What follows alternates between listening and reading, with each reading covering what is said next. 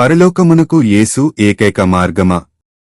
అవును, పరలోకమునకు యేసు ఏకైక మార్గము. ఇట్టి విశిష్ట కథనము అధునాతన మనుష్యులకు ఆటంకంగా అనిపించవచ్చు, కాని ఇది సత్యము. యేసు క్రీస్తు ద్వారా గాక రక్షణకు మరొక మార్గము లేదని బైబిల్ బోధిస్తుంది. నేనే మార్గమును, సత్యమును, జీవమును, నా ద్వారానే తప్ప ఎవడునూ తండ్రి యొద్దకు రాడు అని యోహాను వ్రాసిన సువార్త 14వ అధ్యాయము 6వ వచనములో యేసే స్వయంగా చెప్పుచున్నాడు. అనేక మందిలో ఒకరిగా ఆయన ఒక మార్గము కాదు, ఏకైక మరియు ఒకే ఒక్కరిగా ఆయనే మార్గము. యేసు ద్వారా తప్ప వారికున్న ఖ్యాతి, సాధకము, విశేష జ్ఞానము లేక వ్యక్తిగత పవిత్రత వలన ఎవరూ తండ్రి యొద్దకు రాలేరు. యేసు మాత్రమే పరలోకానికి ఏకైక మార్గమనుటకు అనేక కారణములున్నాయి. యేసు రక్షకునిగా దేవునిచే ఎంపిక చేయబడెను. పరలోకము నుండి దిగివచ్చి మరలా తిరిగి వెళ్లిన ఏకైక వ్యక్తి యేసు మాత్రమే. సంపూర్ణ మానవ జీవితము జీవించిన ఏకైక వ్యక్తి ఆయనే. ఆయనే ఏకైక పాపపరిహారార్థ బలి. ఆయన మాత్రమే ధర్మశాస్త్రమును మరియు ప్రవక్తల ప్రవచనములను నెరవేర్చెను.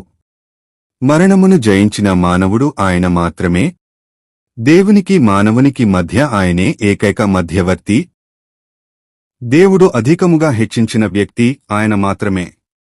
తానే పరలోకమునకు ఏకైక మార్గమని అనేక పర్యాయములు యేసే స్వయంగా చెప్పారు. తాను విశ్వసించదగినవాడని చెప్పాడు. ఆయన మాటలు జీవమని ఆయన చెప్పెను.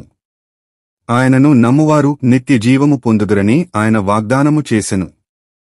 ఆయనే గొర్రెలు పోవు ద్వారము, జీవాహారము మరియు పునరుద్ధానము. మరెవ్వరు కూడా నిజముగా ఈ బిరుదులను దావా చేయలేరు. అపోస్తలుల యొక్క బోధ ప్రభువైన యేసు యొక్క మరణము మరియు పునరుద్ధానము మీద దృష్టి నిలిపెను. పేతురు యూదుల సభలో మాట్లాడుతూ యేసు మాత్రమే పరలోకానికి ఏకైక మార్గమని ప్రకటించెను.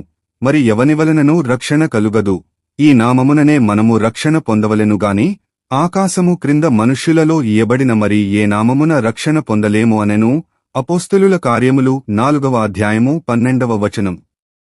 పౌలు అంతియొకయలోని సమాజ మందిరములో మాట్లాడుతూ యేసు రక్షకుడని తెలిపెను. మీకు ఈయన ద్వారానే పాపక్షమాపణ ప్రచురమగుచున్నదనియు, విశ్వసించు ప్రతివాడునూ ఈయన వలననే నీతిమంతుడుగా తీర్చబడుననియు మీకు తెలియుగాక. అపోస్తలుల కార్యములు 13వ అధ్యాయము 38 మరియు 39 వచనములు. యోహాను సంఘమునకు వ్రాస్తూ క్రీస్తు నామము మన క్షమాపణకు ఆధారమని ప్రత్యేకముగా చెప్పెను.